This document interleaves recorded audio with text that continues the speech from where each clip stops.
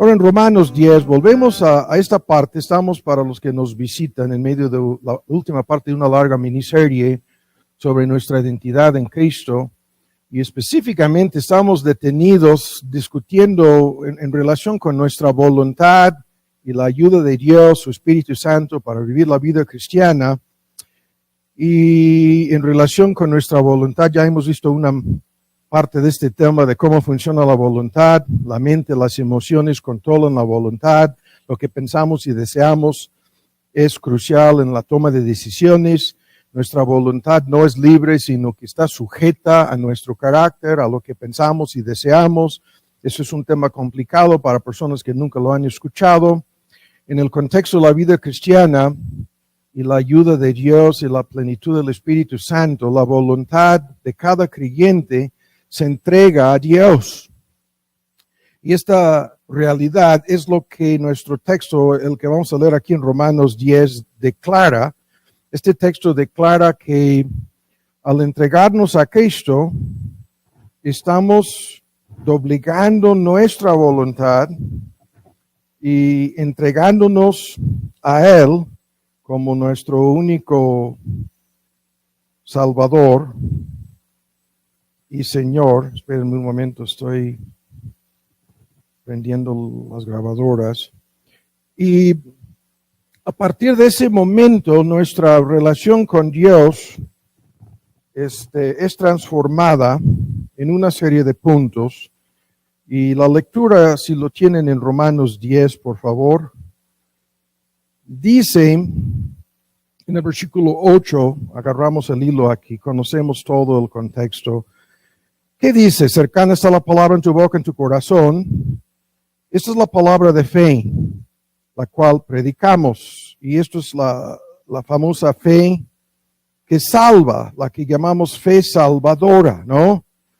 Y estábamos viendo esto hace media hora en una clase antes del culto. Hay una fe mental, intelectual, histórica, que muchas personas confundan con la verdadera fe. Creen que una persona llamada Cristo o Cristo Jesús vivió y murió, y quizás aún pudieran creer que resucitó de los muertos, y piensan que al dar asentimiento intelectual a estos hechos históricos con su cerebro, con su intelecto, al reconocer como un personaje histórico la existencia de Cristo, que esto es la fe salvadora, ¿no? Hay otras personas que confundan lo que es la fe de su iglesia, lo que llamamos una fe denominacional, con la fe salvadora.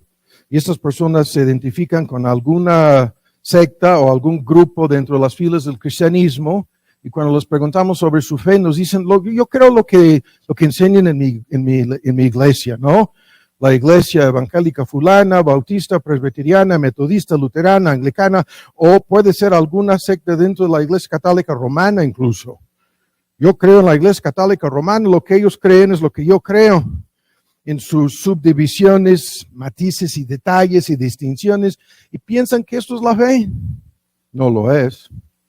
No, de eso no habla la Biblia, no. La fe que predicamos es la fe salvadora en Cristo, y no quiero alargar la ilustración aquí, no sirve de introducción. Hay muchas personas que tienen una fe humana que no es más que la ley de probabilidades, ¿no? Es algo que funciona, la ilustración que usamos constantemente. Me subo al avión, creo en el fabricante Boeing. En Airbus tengo dudas y desconfianza, depende del modelo de Airbus. Y siempre cuando me subo a bordo de una de estas naves de Airbus, me fijo en la entrada, en la puerta, hay una placa que dice cuándo fue fabricada la nave, ¿no? Eso también me puede sembrar mucha desconfianza. Si veo que la nave ya tiene 12, 15 o más años desde su fabricación, ¿no? Y hago mis cálculos y no voy a decir más. Si voy a Mérida, tengo que pasar por encima del Golfo de México. Y la ley de probabilidades me dice que hay más probabilidad de morir en un accidente de tráfico en la Ciudad de México que en alta mar, ¿no? Volando. Pero eso no tiene nada que ver con la fe. Esa es la ley de probabilidades y nada más, ¿no? Y luego la lista es larga. Hay una fe basada en experiencias, ¿no? Místicas, emocionales, carismáticas en algunos grupos evangélicos. Pueden ser los milagros en la Basílica de Guadalupe. Puede ser la lista de cosas, ¿no? En donde su fe está basada en que Dios me ayudó, Dios me sanó, Dios me libró, Dios me sacó de la cárcel, la lista, ¿no? De experiencias en donde la persona se puso a orar y de manera inexplicable, lo que estas personas creen que de manera milagrosa sucedió algo, y esto es su fe. No, eso es la fe basada en experiencias, ¿no? Subjetivas, personales, que van de un extremo al otro. Y luego, en la lista de ejemplos, hay que terminarla, hay esta fe selectiva, que es la fe que escoge, como vamos a ver el día de hoy, este punto, lo estoy mencionando, es la fe que dice, yo creo en el cielo, pero no en el infierno, ¿no? O yo creo en la bondad de Dios, pero no tanto en la santidad de Dios, ¿no? O yo creo en la misericordia de Dios, pero no estoy tan seguro acerca de la ira de Dios. Y así de manera selectiva, las personas van escogiendo a su antojo, a su gusto, a su parecer, lo que les parece ser razonable o lógico, o lo que engendra menos problemas, ¿no? En su vida. Y así van formando su Dios, que no es el verdadero Dios. Es el Dios de la imaginación del hombre. Lo que sucede ahí, se va formando ese Dios, que no es más que un ídolo, hecho en la imagen de estas personas, y de manera selectiva escojan lo que les gusta o no de este libro, ¿no? La palabra de Dios. Selectivamente escojan, ¿no? Lo que están dispuestos a creer o no. Y hay hoy en día todas las sectas en todo el mundo, dentro y fuera del cristianismo, que creen que la salvación es por obras. Y nunca van a creer, nunca jamás, que la salvación pudiera ser por gracia. Dicen, no, esto sería una licencia para pecar o algo peor. Y la contraparte de personas tan convencidas de que la salvación es por gracia, ¿no? Que hacen caso omiso de que la gracia produce cambios y obras en tu vida que son palpables y reales, son obras objetivas, no sujetas al criterio de uno mismo, que son marcas y evidencias de un corazón nuevo, de una relación con Dios, de un corazón agradecido que quiere obedecer y servir al Señor. Pero no quieren ver nada de eso. Muchos grupos van al otro extremo. Y así la lista. Estábamos hablando en la clase de lo que nos advierte Santiago de una fe diabólica. Los demonios creen y tiemblan, dice el texto en Santiago 2, ¿no? Hasta tiemblan, ahí se ponen más que nerviosos, pero nunca se van a entregar a Cristo, ¿no? Y esta fe, con la mente, cree toda la verdad revelada acerca de la persona y obra de Cristo. Esta fe, los 6 elementos, confía el 100% en la vida perfecta y la muerte de Cristo para perdonar nuestros pecados, declararnos libres de culpa y otorgarnos una relación correcta con Dios. Y esta fe se entrega, los 3 elementos que están, incluso en este texto que vamos a seguir leyendo aquí un momento, esta fe se entrega a Cristo como Señor. La palabra griega, kurios, 747 veces el Nuevo Testamento se refiere a Cristo como el kurios, dueño, amo, ¿no? En la ilustración clásica que vimos hace 8 días, a la cual volvemos ahora, de esclavos y amos, Cristo es el amo, el dueño, y todos los creyentes, increíblemente, es difícil en inglés, en español, en todas las versiones, en diferentes idiomas, encontrar la traducción correcta de la palabra. Normalmente la palabra se traduce como siervos, porque hay mucha oposición a cualquier concepto moderno de esclavitud. La palabra griega doulos, lo vimos hace 8 días. Los creyentes, al entregarse a Cristo como su Señor, se doblegan ante Él como sus esclavos, ¿no? como sus esclavos. Y hay que seguir leyendo. La palabra de fe que predicamos, en el versículo 9, que si confesares con tu boca que Jesús es tu Señor. Eso es lo que sucede cuando una persona se arrepiente del pecado y se entrega a Cristo. La persona cree, confía y se entrega de corazón, ¿no?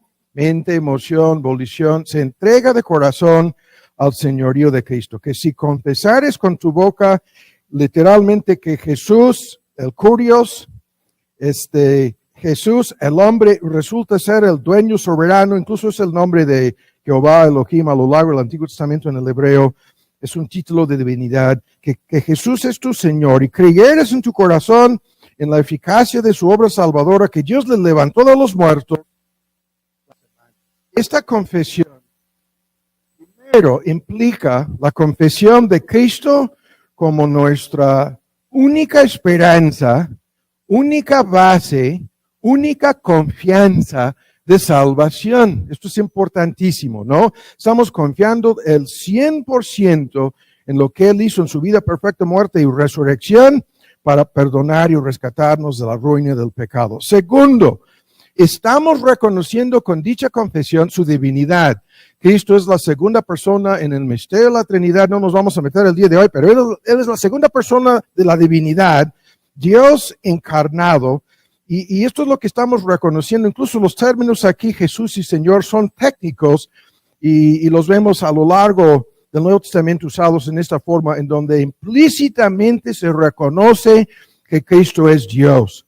Ahora, tercero, estamos afirmando con esto lo que el texto dice, que Dios le levantó de los muertos. El Padre le levantó de los muertos, declarando su victoria sobre el pecado, la muerte y el diablo, los tres enemigos a vencer en este asunto. ¿El pecado tiene que ser apaciguado? No, tiene que ser propiciado. Hay que pagar, ¿no?, lo que la santa ley de Dios exige, y eso es la muerte. Y Cristo tiene que sufrir ese castigo en nuestro lugar y así librarnos como sustituto mediador en lugar de cada creyente. Se entrega a Cristo para pagar esa deuda del pecado. El mismo Cristo, como el texto dice, venció el pecado y como consecuencia fue levantado de los muertos y en su victoria sobre el pecado y la muerte derrotó simultáneamente al gran enemigo, el diablo. Y eso es lo que nuestra confesión de fe, al afirmar que creemos en Él, es lo que estamos declarando. En cuarto lugar, estamos declarando lo que el mismo texto dice, que Él es el dueño soberano de cada ser humano y que cada persona, no hay excepciones aquí, tendrá que rendirle cuentas, ¿no? Cada ser humano se encuentra responsable eternamente ante los reclamos, ante la persona, ante la obra, ante el señorío, ante la divinidad y el juicio de este Cristo. En quinto lugar, estamos profesando públicamente nuestra fe. Y esto normalmente se hace en el bautismo por inmersión en agua, ¿no? No hay otro bautismo en la Biblia. Y esta profesión pública de fe, que es el símbolo de muerte, sepultura y resurrección, es lo que se hace al confesar el señorío de Cristo. Y en sexto lugar, estamos renunciando, abandonando, rechazando cualquier otro señor, cualquier otro Dios, cualquier otra lealtad, cualquier otro ídolo, sean los ídolos de tu corazón, tu ego, tu yo, ¿no?, que te dominan por naturaleza. Estamos renunciando al reconocerle a Él como nuestro Señor y al tomar nuestro lugar como sus esclavos. Estamos abandonando cualquier otra lealtad al confesar a Cristo. Y en séptimo lugar, estamos haciendo lo que hemos dicho ya otra vez el día de hoy. Nos estamos sometiendo a Él como un acto de submisión y obediencia, ¿no? Aquí viene la palabra obedecer. Como un acto de obediencia, nos estamos entregando a Él, no de una vez por todas, sino de manera continua, perpetua, de por vida.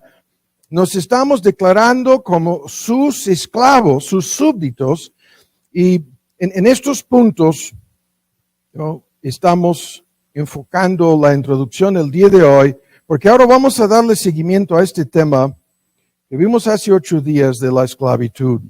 Esto en términos de Mateo 11 es llevar mi yugo sobre vosotros, ¿no? Aprended de mí, llevad mi yugo. Es el yugo de su gracia, es el yugo de su señorío, es el yugo de su salvación incluso. Y el tema que vimos hace 8 días lo voy a repasar en forma sencilla.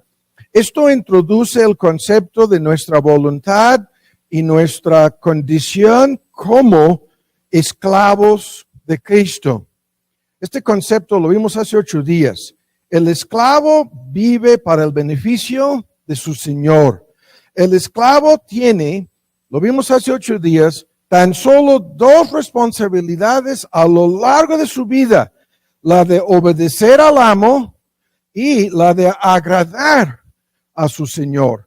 Este es el concepto que está en cantidad de textos. En un momento voy a repasar algunos de estos textos, pero la fórmula técnica es la persona que, y vimos detalles sobre la esclavitud en el mundo greco-romano hace 8 días que no vamos a discutir el día de hoy. El esclavo es una persona que vive en sujeción, y vean la palabra aquí, voluntaria, a la voluntad de otro. Ven cómo lo estamos diciendo, ¿no?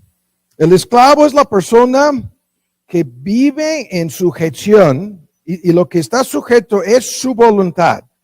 Está sujeta a obedecer la voluntad de otro. Y esto es el concepto en Romanos 6. Éramos esclavos del pecado, ahora somos esclavos de Cristo. Los argumentos los conocemos, ¿no? El ejemplo a seguir en todo este asunto lo vimos hace 8 días. Nuestro Señor Jesús, según Filipenses 2, en su encarnación vino a este mundo no como Señor, sino como esclavo. Se hizo obediente, vean, obedeciendo la voluntad de su Padre Celestial, viviendo una vida perfecta de amor para con Dios y para con el prójimo, hasta la muerte. Entonces, lo que vemos en Cristo, lo vimos hace 8 días, yo hago siempre lo que le agrada al Padre. No busco mi voluntad, sino la del que me envió. Una y otra vez, el testimonio de Cristo, yo estoy aquí como el más humilde. Lo vimos con Cristo hincándose, lavando los pies, no tan solo de los 12, sino de Pedro, que estaba al punto de negarle 3 veces, y aún Judas, aquel que fue destinado a entregarlo, a traicionarlo, se humilló haciéndose obediente hasta la muerte de cruz y aún sirviendo, ¿no?, hasta la muerte a los suyos. Y este Señor, con su humillación, con el simbolismo del lavado de los pies y todo, que al hablar con esto, la respuesta que vimos de Pedro, ¿no? Yo quiero un baño completo, ¿no? Cristo nos compró, nos lavó con su sangre. Fuimos comprados, el lenguaje es técnico por aquel, en el simbolismo de la última cena, se hincó ante ellos, se vistió del esclavo, pero cuando fue a la cruz del Calvario se entregó, ¿no? Se entregó en lugar de cada creyente, y todos los textos dicen que este amo vino a hacer esta obra y pagando con su sangre nos rescató. Y el lenguaje redimir es técnico, es del mercado de esclavos, y fuimos comprados no con oro y plata, sino con la sangre preciosa de Cristo, en 1 de Pedro 1:19, ¿no? Este es el que vino su mismo testimonio en la última cena a dar su vida en rescate por muchos. El mismo que se dio a sí mismo, dice Pablo, para redimirnos de toda iniquidad y limpiar para sí un pueblo propio celoso de buenas obras. Y así los argumentos, ¿no? Los vimos hace 8 días y terminamos este tema haciendo la larga lista de distinciones en donde descubrimos sorprendentemente que esta esclavitud a Cristo resulta ser verdadera libertad. Lo vimos hace 8 días. Verdadera libertad, ¿no?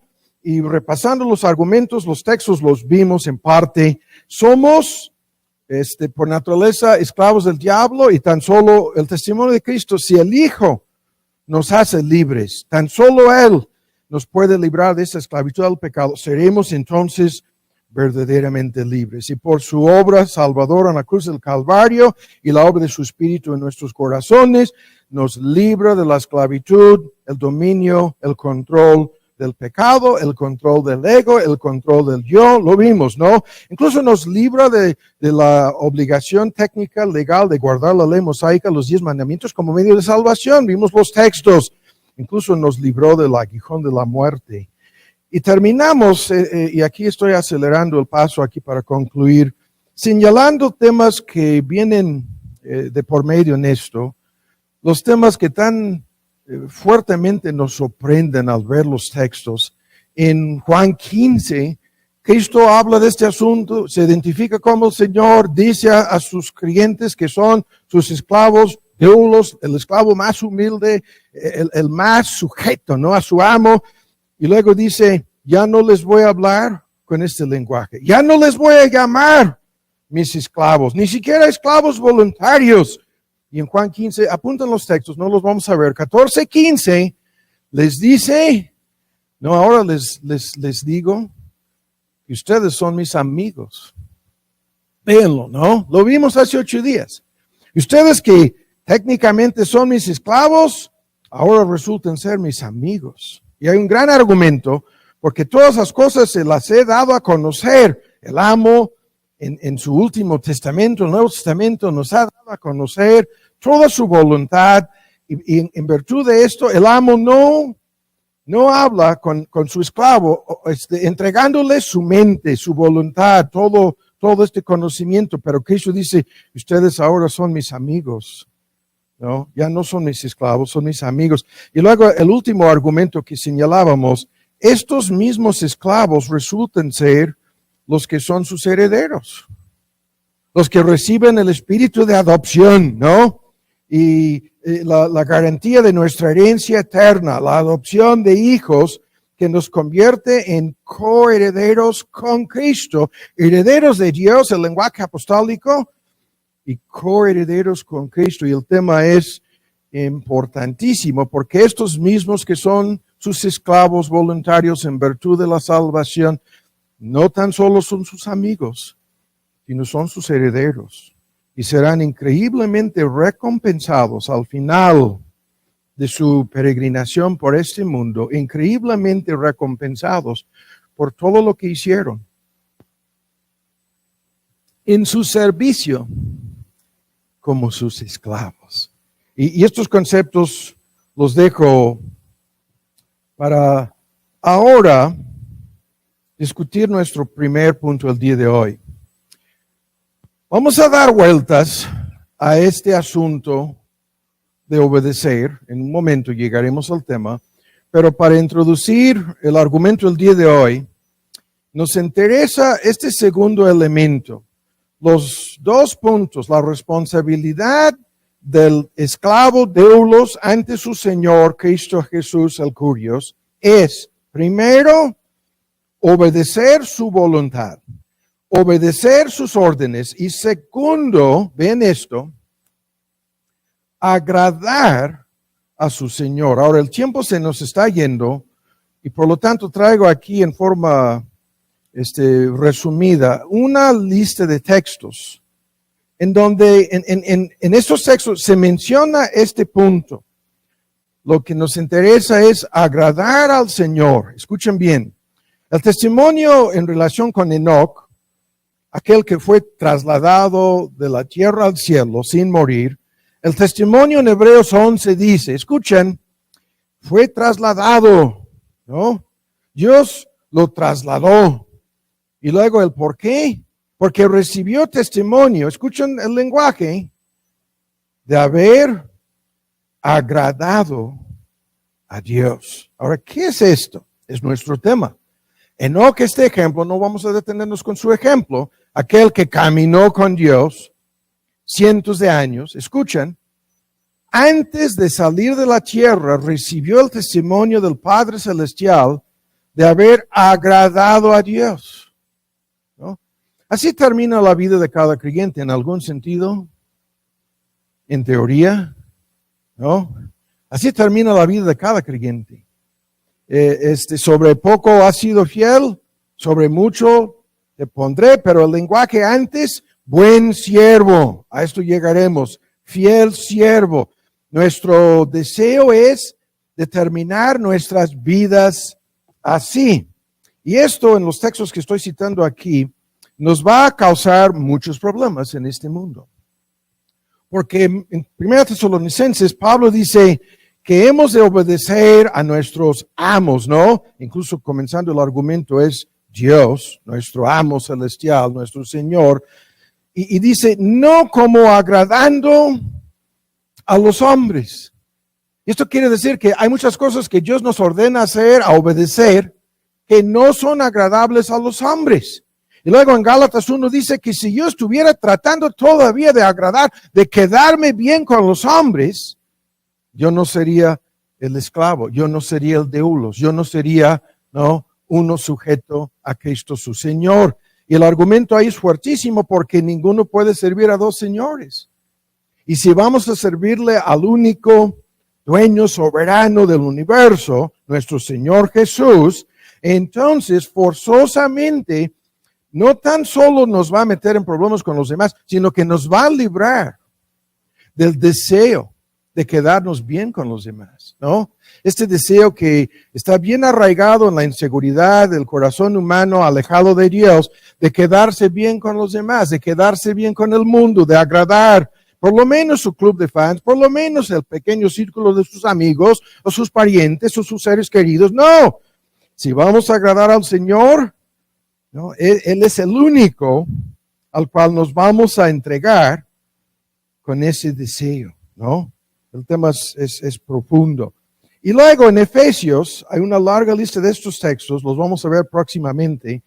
Estos textos que hablan de cómo hemos de ir aprobando, estoy citando de Efesios 5, 8 a 10, ahora que somos ya no de las tinieblas sino de la luz, hemos de andar en la luz aprobando. Eso es una palabra técnica, discerniendo, examinando y comprobando lo que es agradable a nuestro Señor. Es un proceso, ¿no? A través de la palabra, a través de la guía divina, es un proceso que vamos a analizar a fondo próximamente, de cómo vamos entendiendo cómo agradar a nuestro Señor. Y los textos son tantos, ¿no? El más citado es Hebreos 11:6, que dice, sin fe es imposible agradar al Señor. Y a este punto volveremos próximamente en los estudios sobre la guía divina.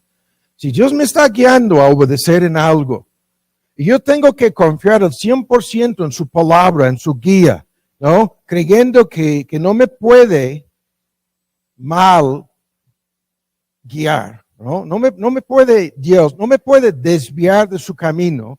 Y estoy entregándome el 100% a que se haga su voluntad.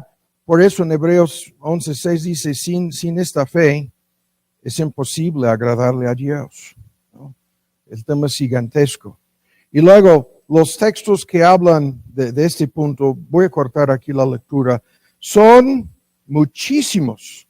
Y una y otra vez el argumento es que hemos de andar dignos del Señor en Colosenses, agradándole en todo.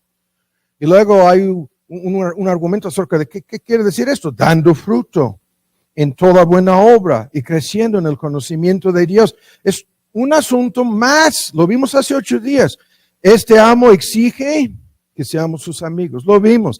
Este amo exige que le conozcamos personalmente. Este amo exige que tengamos tratos íntimos cotidianamente, personalmente con él, como nuestro mejor amigo. Este amo exige, ¿no?, una entrega en donde el yugo, él está en una parte, nosotros en la otra parte del yugo, y él está ayudándonos a obedecer y agradar, ¿no?, su voluntad en todo. Ahora, termino el punto aquí y busquen ahora en 1 Corintios 10 con este argumento.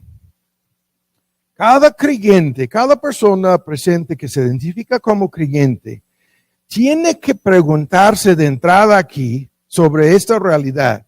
La pregunta es si existe a de veras el deseo en tu corazón de agradar a este Señor. Esa es la pregunta inevitable aquí. Cada creyente tiene que preguntarse, ¿hay alguien a quien quisiéramos agradar más que a Él en nuestras vidas? ¿Hay alguien en quien nos deleitamos más que en Él? ¿Hay alguien con quien preferiríamos acercarnos a ese alguien más que a Dios, más que a Cristo? ¿Alguien con quien quisiéramos tener intimidad, compañerismo, amistad y comunión más que con Él? La pregunta flotando en el aire, ¿no? ¿Confiamos en alguien más que a Él? ¿Nos entregamos más? ¿No? Hoy en día, 1000 veces lo hemos dicho, si es la voluntad de Dios que te mueras del virus, la probabilidad, hablando de porcentajes y la ley de probabilidades, la fe humana, ¿no? La probabilidad, hablando así, si es la voluntad de Dios, que tú mueras de COVID, así lo voy a decir. Eso es lo que va a suceder. Y si no es la voluntad de Dios, la probabilidad, la posibilidad, estamos hablando de probabilidades de fe humana, 0. El 0%. Y entre el 0% y el 100% no hay ningún punto intermedio aquí. No estamos hablando de ser negligentes, no estamos hablando de actuar en forma necia, no estamos hablando, ¿no? No voy a decir, ¿no? Estamos hablando de no confiar en la medicina. Estamos hablando, como poco a poco esto se va descubriendo, de confiar en las vacunas. Si no te has dado cuenta, ya lo anunciaron en Gringolandia. Habrá una tercera. Porque la primera y la segunda en Israel, el 90% de los contagiados nuevamente tienen 2 vacunas, ¿no? En el Reino Unido y una lista de países, ¿no? Y estados en la Unión Americana que están demostrando eso. Por lo tanto, si Dios quiere usar la vacuna para proteger tu cuerpo, que se haga la voluntad de Dios. Pero ya estamos viendo en enormes porcentajes de casos, las vacunas no funcionan. Y por lo tanto, la ilustración es válida. ¿Estamos confiando en alguien más que Él? Las preguntas que están aquí son muchísimas en relación con este tema de ¿a quién quisieras agradar? La mayoría de la gente quiere agradarse a sí mismas, ¿no? Y los textos son los mismos. Cristo se encarnó para obedecer en forma perfecta, 24/7, amando al Padre y a su prójimo. Y repetidas veces los textos dicen, no se agradó a sí mismo como el esclavo del Padre, ¿no? Como el Mesías profetizado en el Antiguo Testamento. No se agradaba a sí mismo, sino tan solo a su Padre Celestial. Y estas son preguntas que tenemos que hacernos. La mayoría de nosotros, a lo largo de el transcurso de un día común y corriente, ¿cuántas cosas hacemos para agradarle a Él? ¿Y cuántas cosas hacemos para agradarnos a nosotros? Y ahí están todos los pleitos en todo el mundo, ¿no? Porque en la medida en que hacemos cosas que le agradan a Él, el mundo se opondrá a nosotros.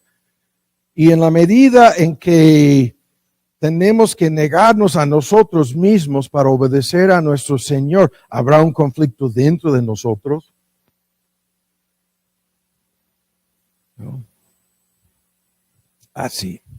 Ahora, en el tiempo que nos resta, vamos a 1 Corintios 10, vamos a aplicar este argumento a la enseñanza de este texto. Y quiero, no sé qué tan lejos vamos a avanzar en el tiempo que nos resta, ¿no? Que está corriendo.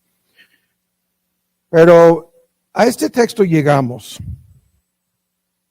Y este texto es tan importante en el argumento del sermón el día de hoy por lo siguiente.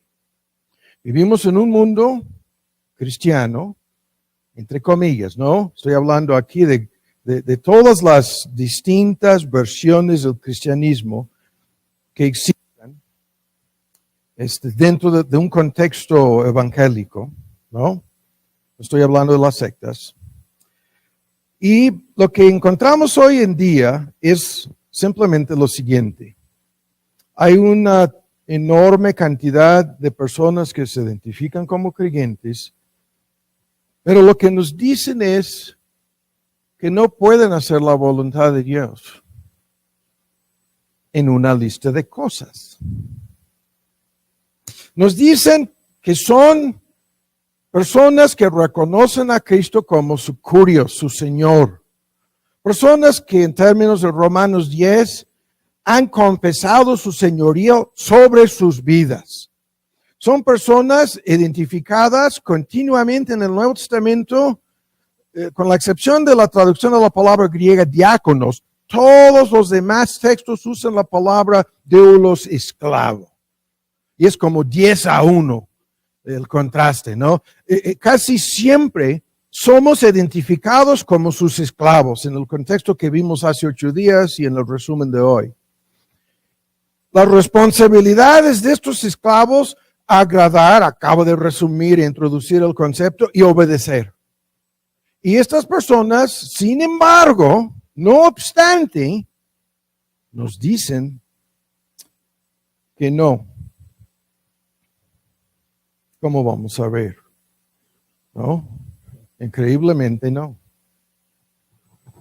Y no tan solo encontramos una muchedumbre de personas así, que tienen una lista de cosas. No es no el 100%. No, eso sería absurdo. Eso sería obviamente reconocer que no son creyentes. No, pero nos dicen en estas cosas no. Y tienen su lista, como vamos a ver. Y al mismo tiempo que encontramos cantidad de personas así, al mismo tiempo descubrimos que muchas de esas personas se han vuelto cínicas, escépticas. ¿Qué quiere decir esto? Personas que dudan de todo el asunto. Se llenan de dudas acerca del cristianismo bíblico. Se llenan de dudas, como vamos a ver, en relación con la voluntad de Dios en una lista de cosas. Se llenan de dudas en relación con los mandamientos, increíblemente, algunos de los más fuertes, fáciles de entender mandamientos del amo,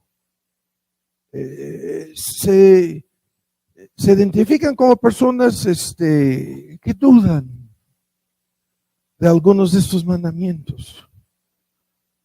Y simultáneamente, no tan solo personas cínicas, escépticas que andan dudando, sino invariablemente personas decepcionadas, desilusionadas, y terminan en muchos casos cuestionando la eficacia,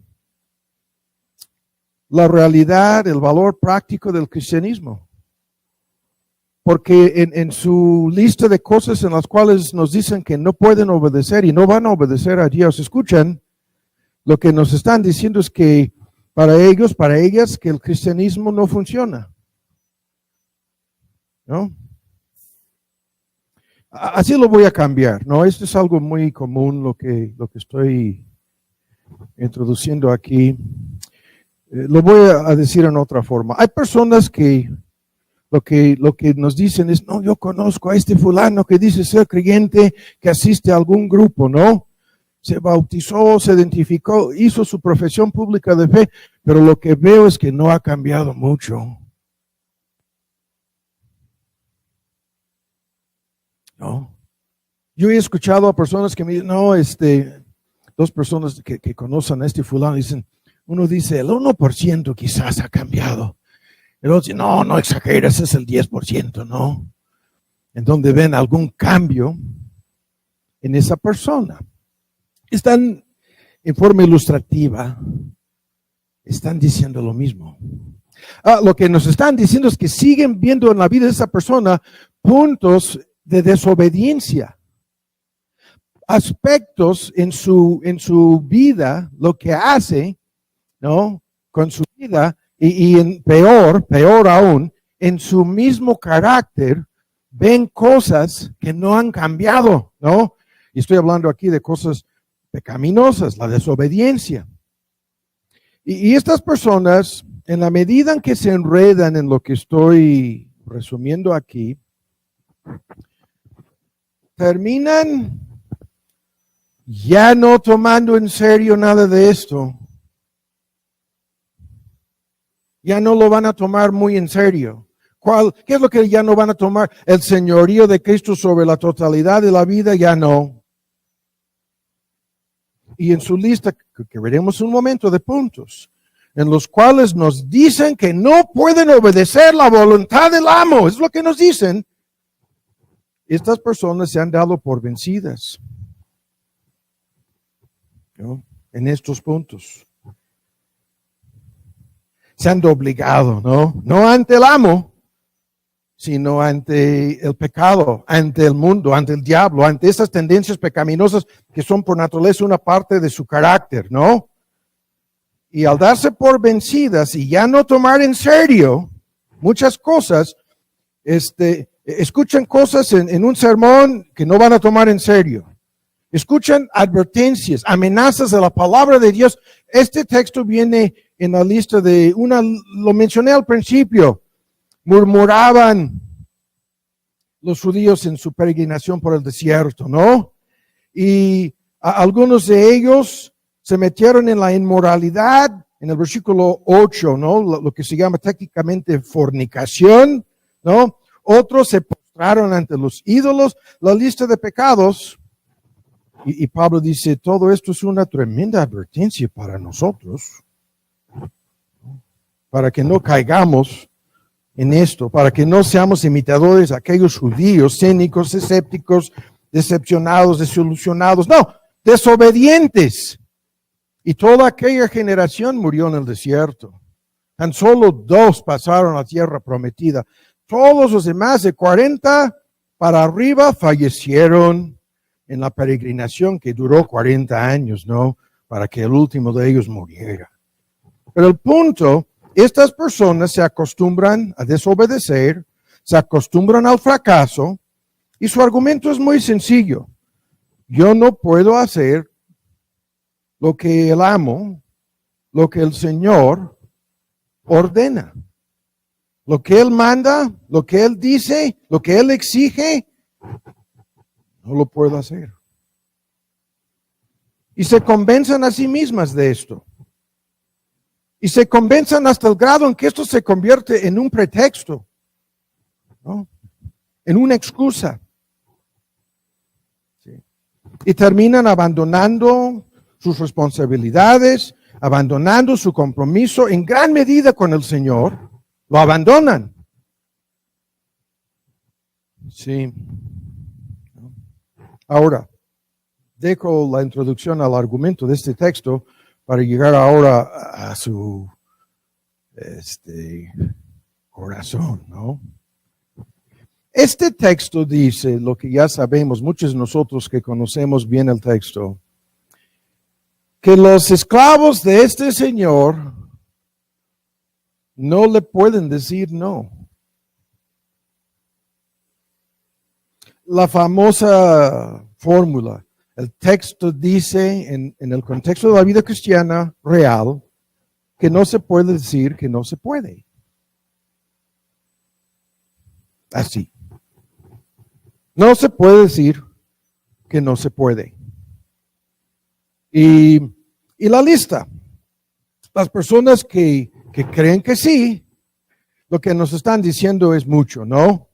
Se ponen a defender, se ponen a excusar, con una lista se ponen a engañar en una lista de cosas y terminan diciendo, no a nosotros, sino en primer lugar al que supuestamente es su Señor, a Él le dicen, yo no puedo obedecer en esta cosa.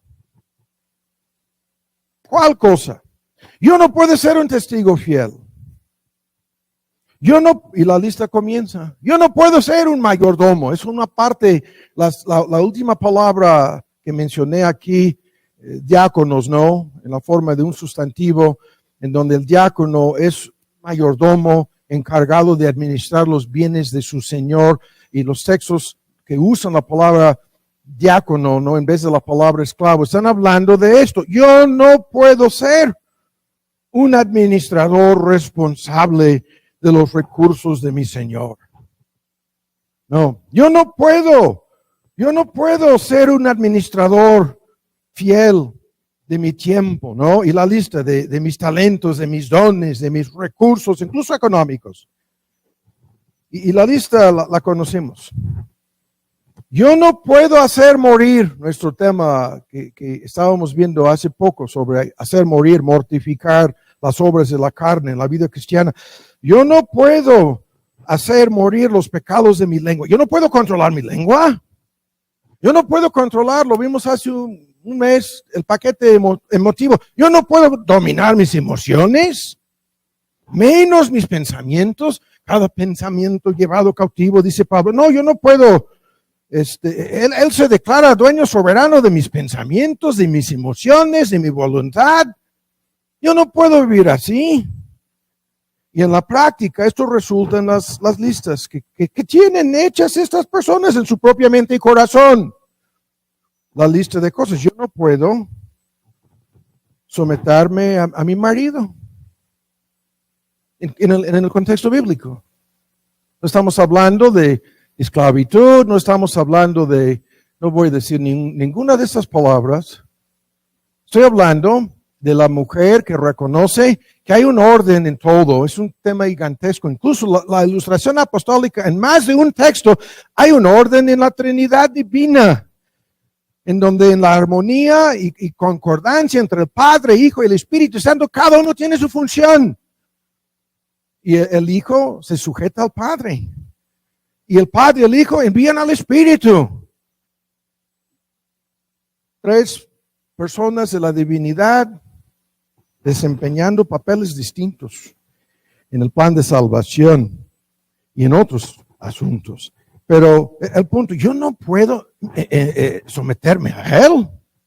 O el marido, yo no puedo ser el líder, yo no puedo ser el ejemplo de amor para con ella. ¿Cómo? Yo no puedo sacrificarme tan solo para beneficiarle a ella, desempeñando en el misterio del matrimonio, no el simbolismo de Cristo y la iglesia. No, yo no puedo hacer eso. Y así la lista, yo no puedo criar a mis hijos en disciplina y admonición, amonestación del Señor. ¿Cómo? ¿A mis hijos? Los tengo aquí tan consentidos.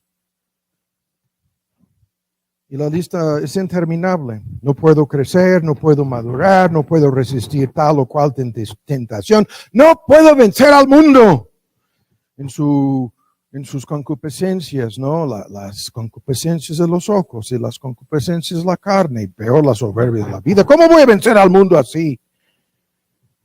No puedo amar a mi prójimo como a mí mismo. No puedo perdonar a tal o cual persona. No voy a perdonar. Y la lista es interminable, la voy a cortar.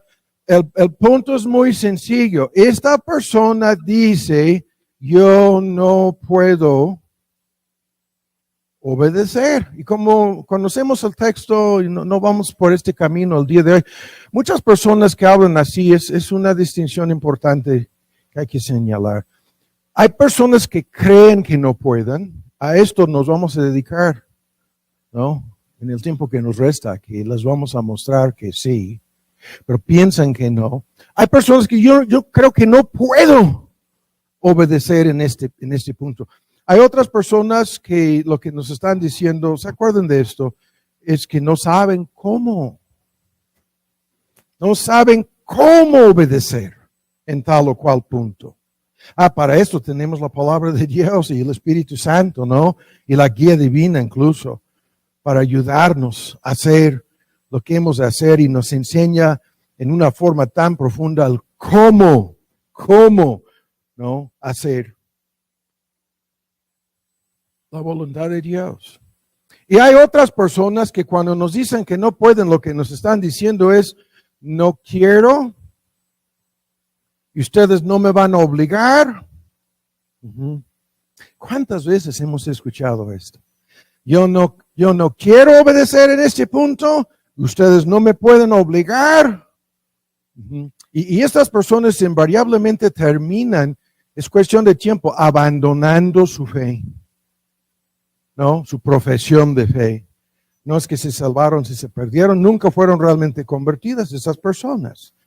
Porque el que obra en nosotros el querer y el hacer, No somos nosotros, es Dios el que obra en nosotros el querer y el hacer. Y por eso tenemos que ocuparnos, ¿no?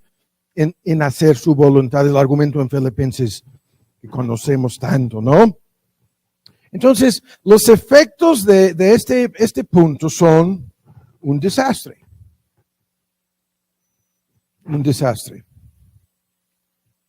Los que comienzan diciéndose a sí mismas que no pueden, a sí mismos que no pueden obedecer, terminan desobedeciendo. ¿No? Y lo hemos dicho tantas veces, perdónenme por hablar en lenguas, in English we just tell them, just take it up with God. What's wrong with you? Take it up with God. ¿Qué es esto? Hay que decírselo a Dios. Lo que tú no puedes hacer. No a nosotros. No son nuestros mandamientos. Esos son sus mandamientos. Nosotros no somos el amo. Él es el Señor. Y si tú a de veras crees que no puedes hacer algo, vamos a resolver el dilema el día de hoy antes de terminar el sermón. Hay que llevárselo a Él. A ver qué es lo que Él te va a decir. Vamos a ver si Él te va a dar licencia, si Él te va a pasar por alto, si Él te va a dar por excusado. Veremos. Y ya sabemos que no.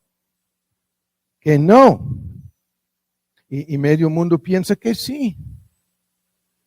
Es increíble, lo vamos a ver en la guía divina. A este profeta falso, el más discutido del Antiguo Testamento, Balaam.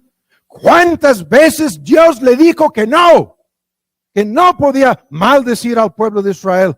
Y seguía insistiendo, déjame pasar otra noche orando. Y seguía insistiendo 2 veces, 3 veces, 4 veces, hasta que luego Dios le dijo que sí. Que sí. Y luego mandó a un ángel para que lo matara en el camino, después de haberle dicho que sí.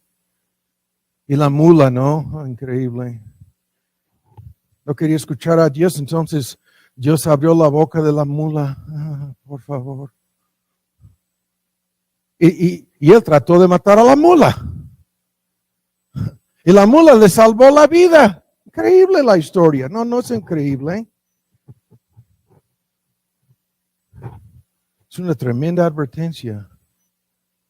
Cuando Dios te dice algo, puede ser, la obediencia aquí es que no hagas tal o cual cosa. Y tú insistes en hacerlo. ¿Qué es lo que Dios hará con ese doulos, esclavo suyo? ¿Qué hará con esta persona?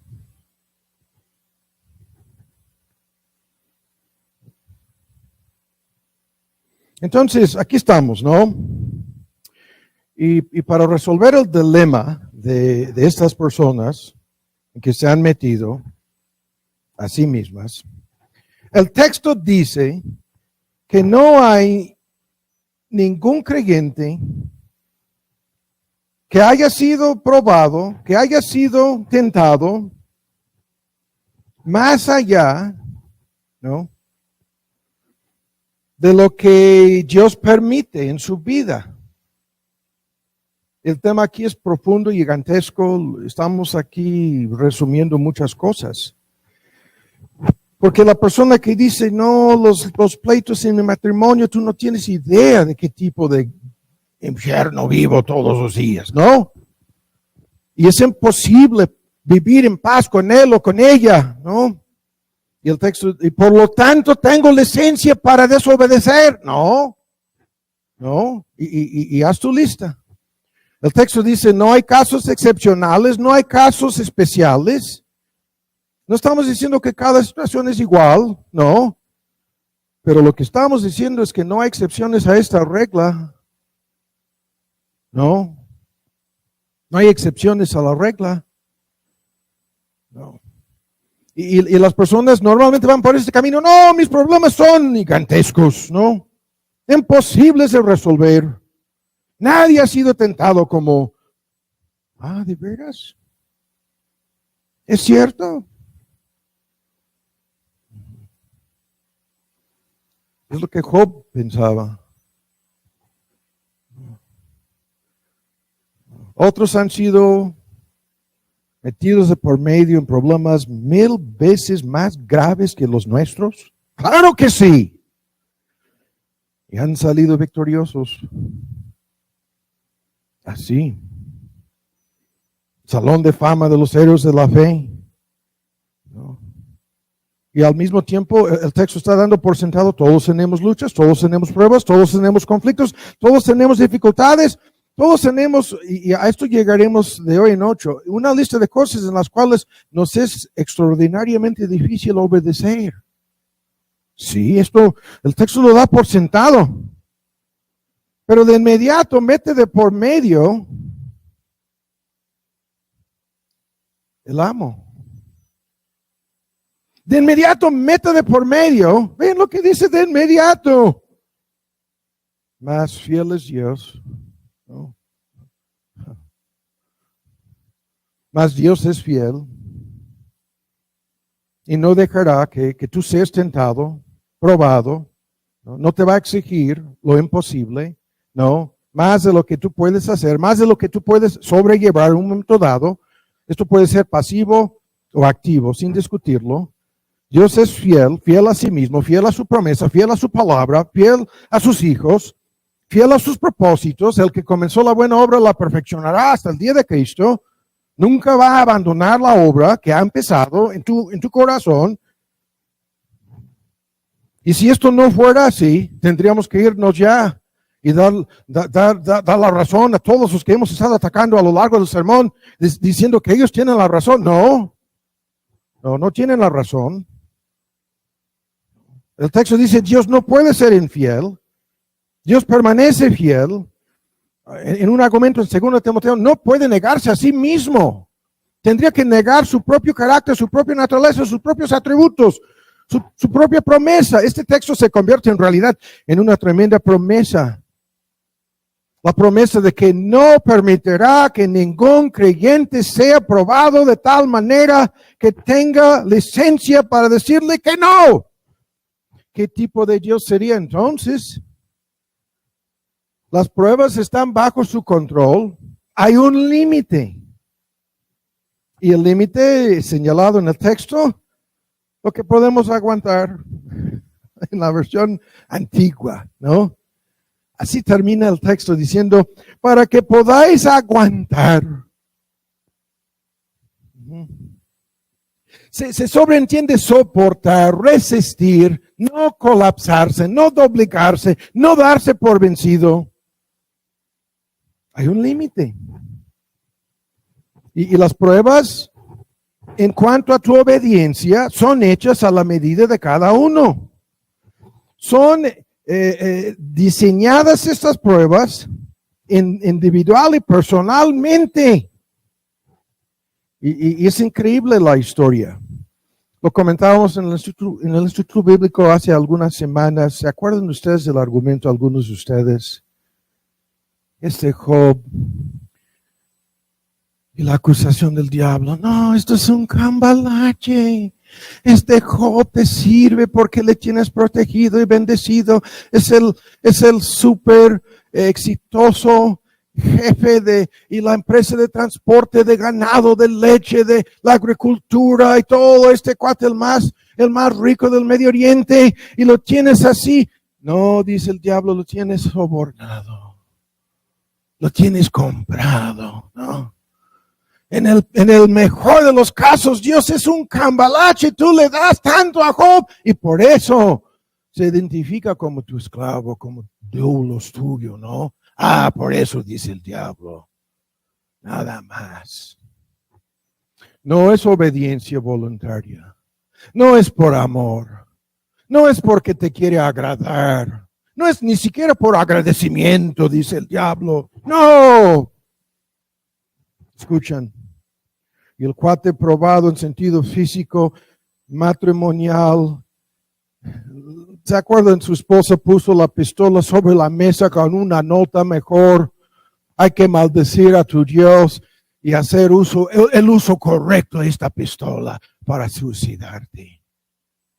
Probado en sentido paternal, 7 hijos, 3 hijas muertos. En sentido económico, lo encuentran sus amigos viviendo en un basurero y lo reconocen por 7 días. ¿No? Cierran sus bocas. Y la lista, ¿en cuántos sentidos probado, Job? Psicológico, emocional. Lo más grave de todo el argumento del libro, en sentido espiritual, quería una respuesta a la cual Dios nunca le dio.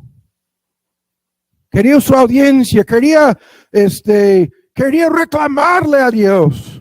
Y nunca. Dios le hizo, ¿cuántos? Yo dijo, ya no me acuerdo, tengo que buscarla.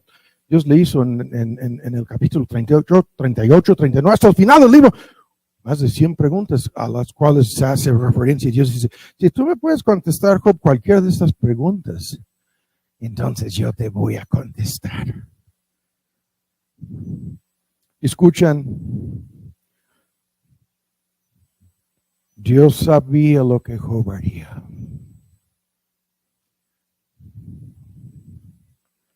Este argumento, las pruebas hechas a la medida de Job, sabiendo Dios en su soberana voluntad, omnisciencia, ¿no? Lo que haría Job. Y hasta cuál límite le podría conducir al pobrecito, ¿no? Para que el mismísimo Job se doblegara, se arrepintiera de su soberbia y le diera a Dios la razón. Sí. Y terminó siendo a lo largo ya de cuántos miles de años el ejemplo a seguir para quien sea en estos asuntos. Dios sabía en cada uno de estos ejemplos que Daniel pasaría toda la noche en la fosa de leones. Lo sabía Dios. El día siguiente llega el rey a ver si ya está muerto, ¿no? Hasta tenía miedo de acercarse a la fosa a ver, entonces, que no quiero ver. Y se acerca preguntando, ¿es capaz tu Dios de haberte protegido, Daniel, en la fosa?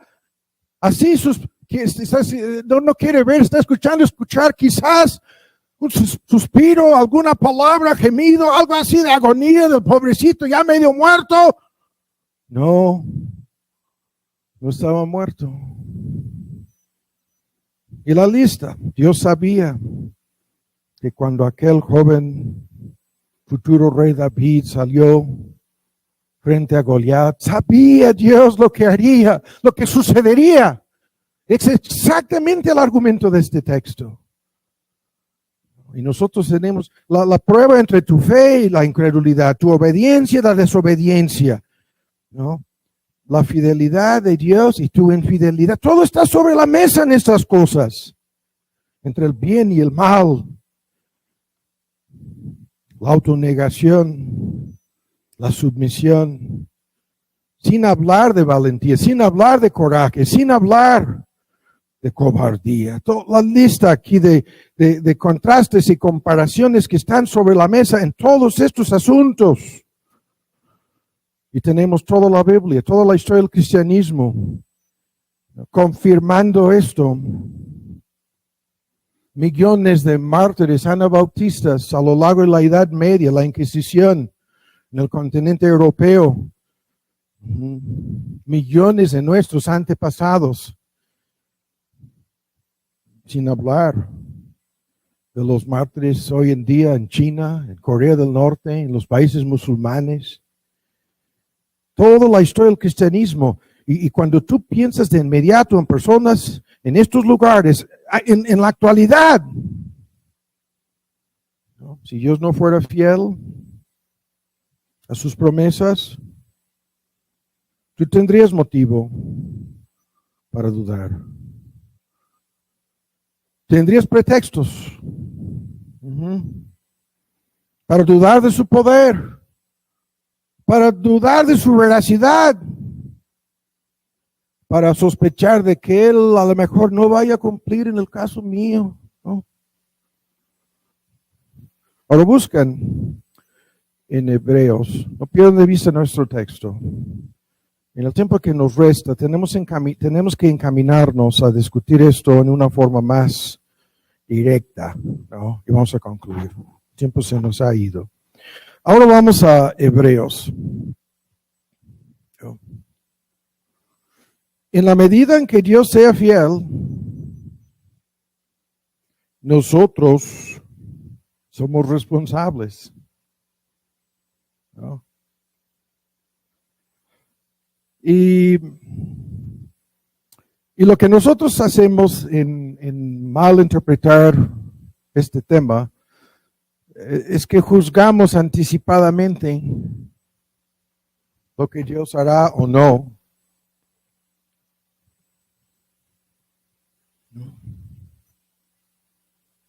Ahora, en este texto podríamos detenernos para concluir el sermón el día de hoy, pero el texto lo conocemos ya, en Hebreos 13:21, por favor. Es una oración. El prefacio es: el Dios que sacó de los muertos a nuestro Señor Jesús, el gran pastor de las ovejas, por la sangre del testamento eterno. La oración apostólica, yo creo que es Pablo el autor, por inspiración del Espíritu, os haga aptos. Vean el texto. El Dios fiel hace lo que este texto dice. Nos hace aptos. Y vean el lenguaje.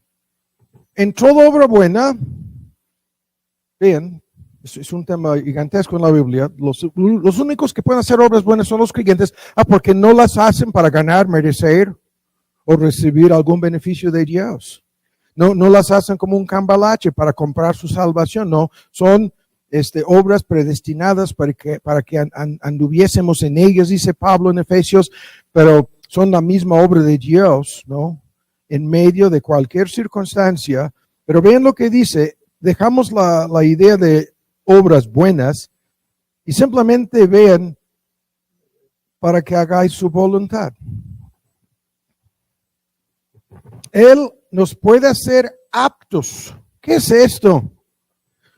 Nos puede capacitar, la traducción, nos puede dar la capacidad de hacer no tan solo una lista de obras que Él considera como buenas en cuanto al prójimo, sino para hacer su voluntad.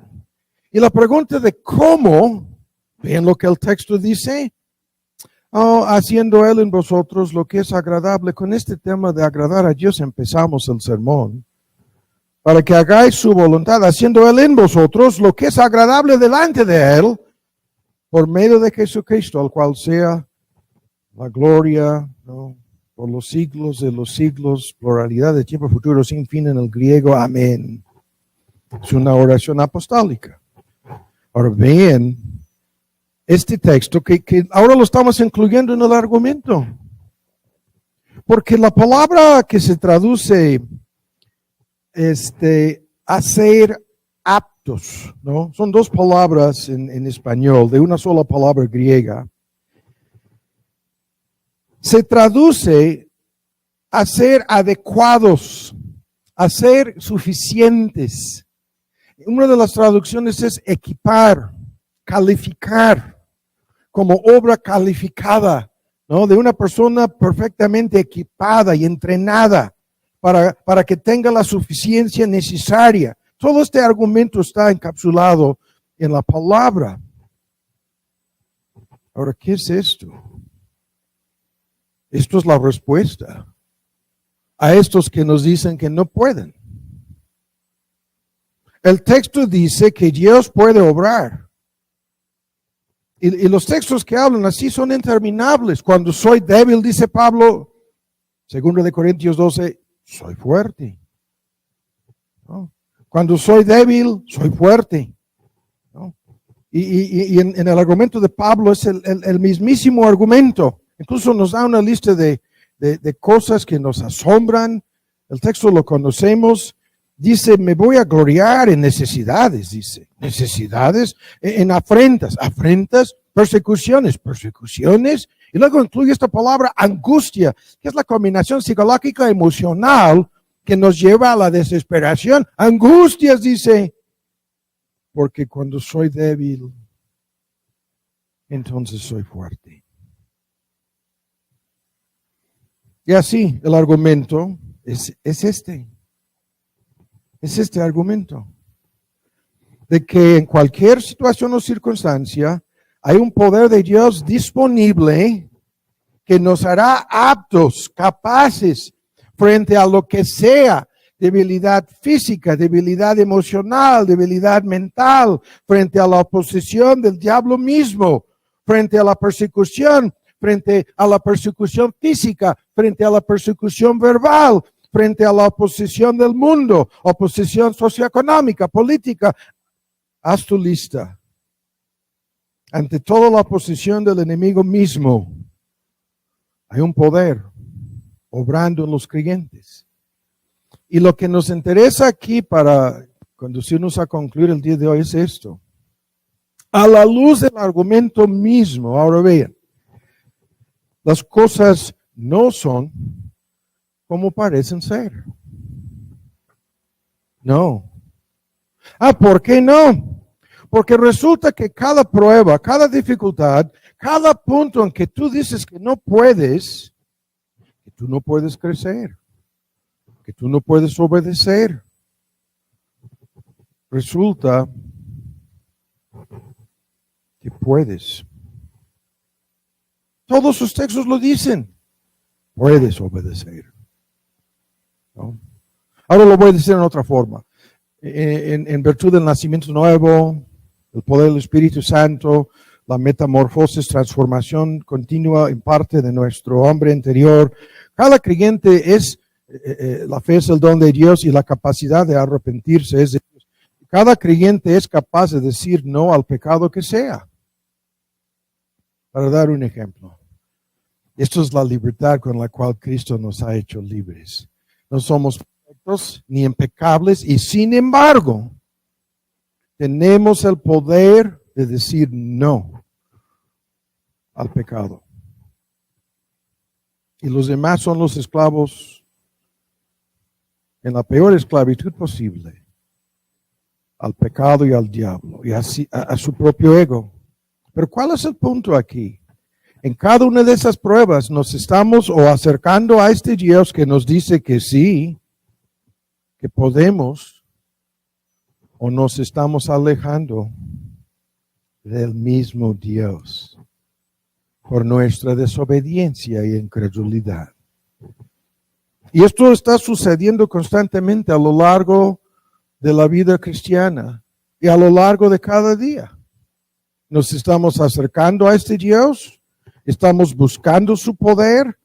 El argumento en relación con esto en Hebreos es un trono de gracia para ayuda en el momento oportuno, para gracia, poder, guianza, ¿no? En el momento necesario en Hebreos 4. O nos estamos acercando a este Dios o nos estamos alejando. Y concluyo este punto del argumento con la lista, ¿no? Ahora, escuchen esta lista. El creyente que dice, yo no puedo hacer morir este pecado en mi vida, y Dios contesta, el pecado no se enseñoreará de vosotros, pues ya no estamos bajo la debilidad de la ley, sino estamos bajo el poder de su gracia. Romanos 6:17. ¿No? El creyente que dice, yo no puedo vencer mis temores, mis ansiedades, todo un paquete emocional. Y la palabra de Dios dice, no nos ha dado el espíritu de temor, sino de poder y dominio propio. Exactamente lo necesario, el poder para vencer esos temores y dominio propio para no colapsarse, no paralizarse, no echarse para atrás. El creyente que dice, yo no puedo, ustedes no saben, no entienden mis luchas, y no nos quiere decir. Yo no puedo hacer X cosa que Dios me ordena, me manda a hacer. Soy incapaz de hacer esta X cosa.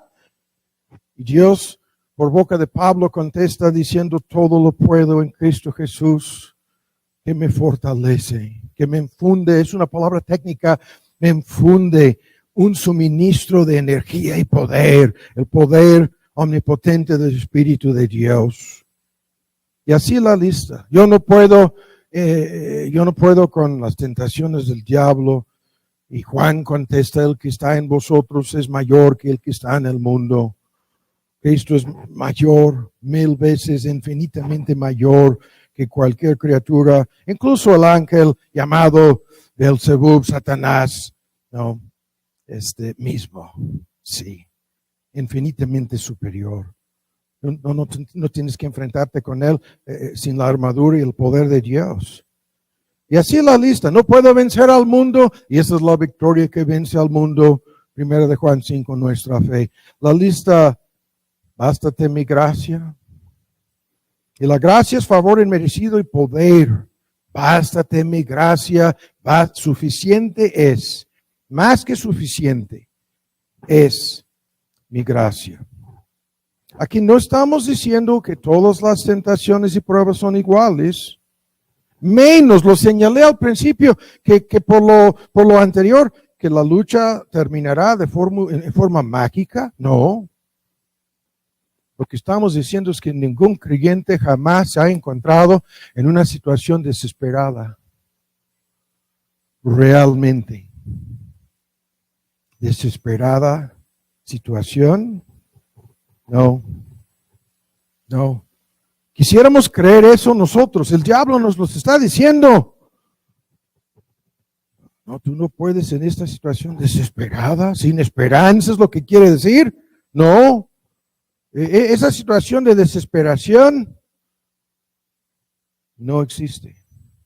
Ahora regresan a nuestro texto y vamos a terminar. 1 de Corintios, en su capítulo 10, otra vez. Con esto vamos a concluir. Ahora, introduciendo la contraparte del argumento, lo que veremos a fondo de hoy en 8. La contraparte de esto es, vamos a analizar qué tipo de obediencia pide Dios de nosotros y ven cómo lo estoy diciendo, no es perfección, no estamos comprando, no estamos ganando, no es para merecer el cielo, nada por el estilo.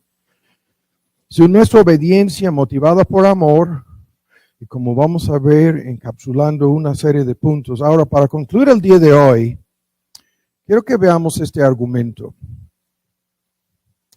El argumento está en el texto. Escuchen bien.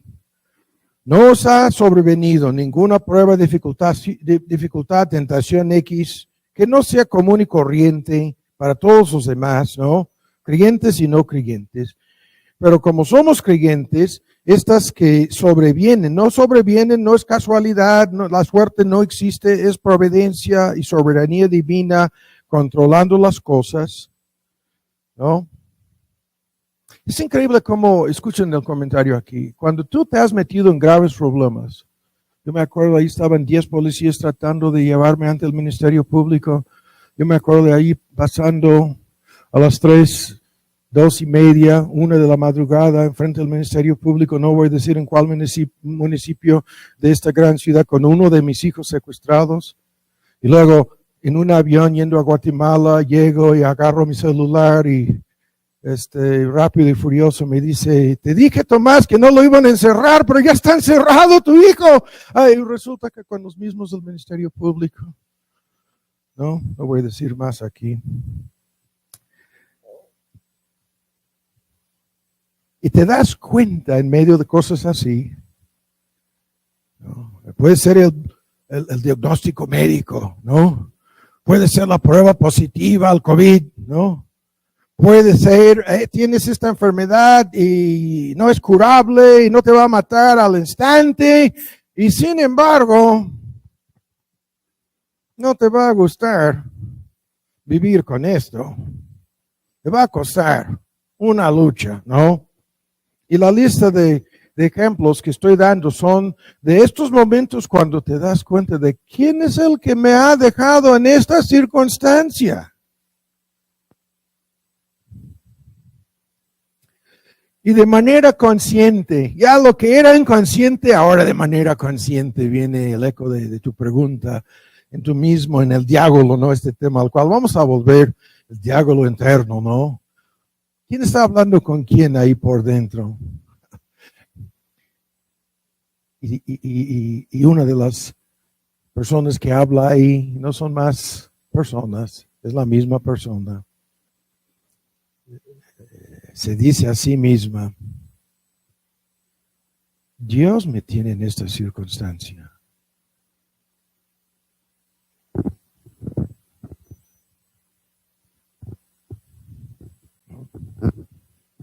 Yo me acuerdo de ese choque hace un par de meses. Si no hubiéramos llevado ese vehículo, escuchan, si no hubiéramos salido en el estacionamiento por una salida la cual nunca usamos, nunca. Circunstancias sucedieron en el estacionamiento que nos obligaron a salir huyendo, nos quitamos de una fila de coches incluso. Y si no nos hubiéramos fijado en el semáforo, ¿no?, que estaba en verde, cuando lo vimos al principio, cuando yo lo vi al principio, y yo estaba preocupado por 3 carriles de coches que venían del otro lado. Yo estoy subiendo de un estacionamiento subterráneo, mirando. Y así comienza mi lista. Y si el muchacho en el Tsuru no estaba distraído con su celular, vean lo que estoy diciendo. ¿Cuántas cosas? Y ya después de nos chocamos y nos arrojaron al otro lado, ¿no? De 3 carriles de coches. Y estamos ahí mirándonos, yo y mi esposa Lisa, y no estamos ni noqueados, ni fracturados, ni gritando, menos llorando, sino dándonos cuenta de que no pasó nada a nosotros. Y antes de bajarme del coche, no voy a decir en cuál municipio, llegaron, no les voy a decir, no les voy a decir. Ya dije que 10 policías distintos me dijeron, señor, usted está detenido y vamos al Ministerio Público. Y yo me quedé así mirándonos. ¿Así de veras? ¿Me van a llevar al Ministerio Público? Escuchan, y me di cuenta de que Dios había orquestado todo el asunto. Y que yo no tenía salida, salvo orar. ¿No? Orar. Pero ¿cuál es mi punto aquí? Que cuando nos damos cuenta de esta realidad, este es el texto que yo comencé a citar. Fiel es Dios. Este texto estaba flotando en mi mente. Fiel es Dios. Y Dios tiene que hacer una forma, nos tiene que dar una salida, ¿no? Porque yo no quiero pasar, ya cuando llevaron los lesionados en la ambulancia a la Cruz Roja, ya sin la intervención médica y una lista de cosas, no te van a dar de alta, no te tienen ahí secuestrado, no voy a decir más. Yo estoy citando el texto, Dios tiene que dar una salida porque Él es fiel. Ahora, termino el sermón el día de hoy con este argumento. Esta fidelidad de Dios, ¿no?, que estoy ilustrando, es lo que Él exige de nosotros. El texto de base que no estamos leyendo aquí es Pablo escribiendo a los esclavos, ¿no? En aquel entonces, pidiéndoles que sean fieles a sus amos y luego que sean fieles en todos los aspectos de la obediencia que sus amos les pedían. Mostrándose fieles, en Tito 2:10 el texto, mostrándose como un ejemplo de fidelidad, ¿no? En todo lo que hagan, que sean ustedes fieles a este Dios fiel. Y con esto concluimos el día de hoy. Escuchen bien. Este es el tema en cuanto a lo que es esta relación.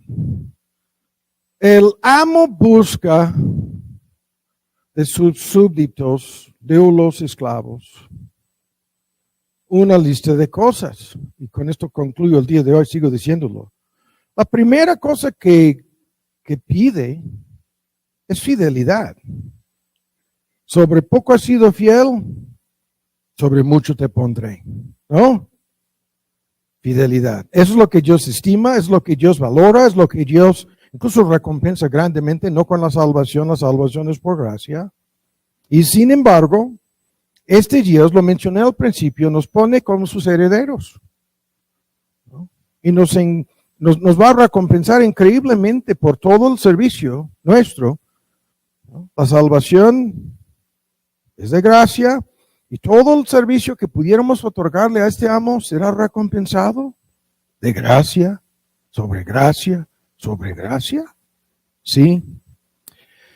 Ahora, el punto aquí es importantísimo para concluir. Una persona fiel es lo que todo el mundo anda buscando. Una persona fiel es la persona que establece una relación íntima con los demás. En cualquier contexto, grupo, circunstancia, en cualquier chamba, en cualquier taller, en cualquier empresa, en cualquier oficina. Los amos, los señores, andan buscando empleados fieles. Y cuando los demás se dan cuenta de que, caramba, aquí tenemos puede ser en el taller de mecánicos, este es el que conozco un mexicano que es uno de estos, no está aquí, estaba en la iglesia en esa.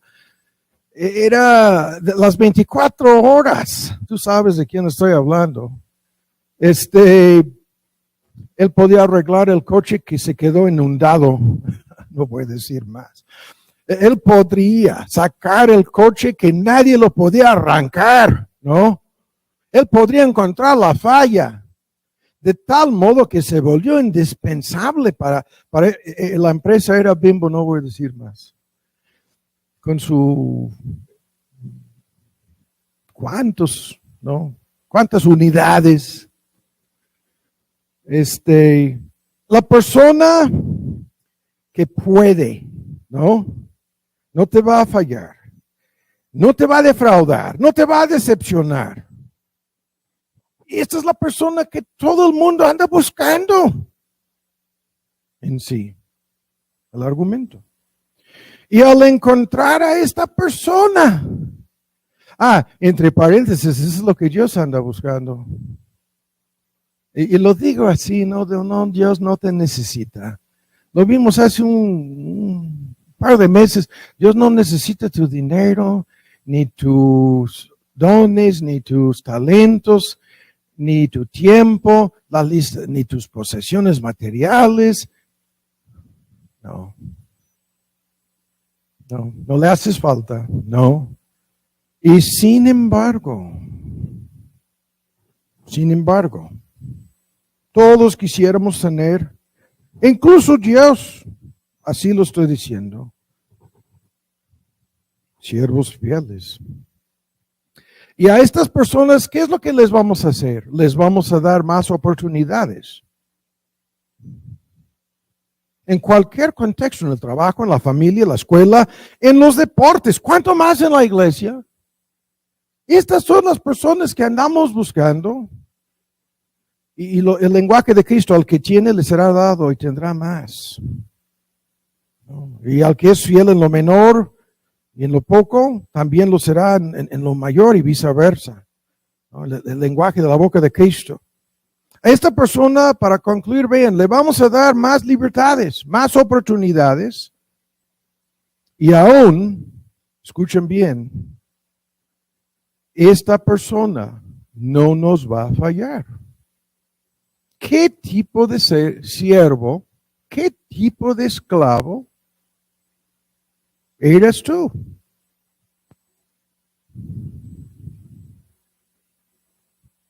¿Un esclavo fiel? ¿O no? El esclavo fiel no busca ningún pretexto. El esclavo fiel no dice a su amo que no. El esclavo fiel busca la ayuda que tan solo el amo le puede dar. Y con esta ayuda obedece. Oremos. Padre, damos muchas gracias por habernos ayudado el día de hoy a abarcar este punto. En la relación que tenemos, todos los creyentes presentes contigo, como tus esclavos, voluntarios, que fuimos comprados por Cristo, alistados, reclutados, conducidos a sus pies. Y por tu gracia, Él le reconocemos como nuestro Señor. Y te pedimos que ayudas a cada creyente presente, no tan solo a entender el argumento que incansablemente lo hemos repetido el día de hoy,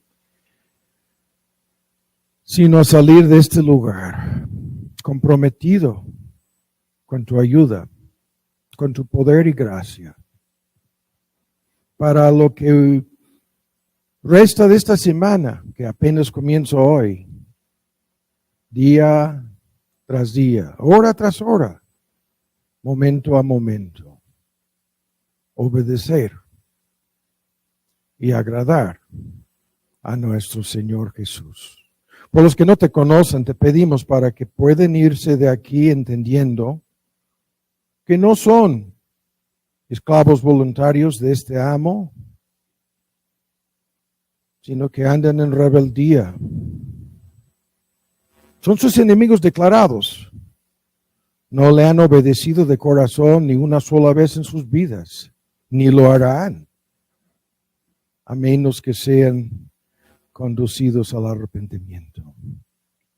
Y te pedimos, por esta obra tuya, que tan solo tú puedes realizar en el corazón de cualquier persona incrédula presente aquí el día de hoy.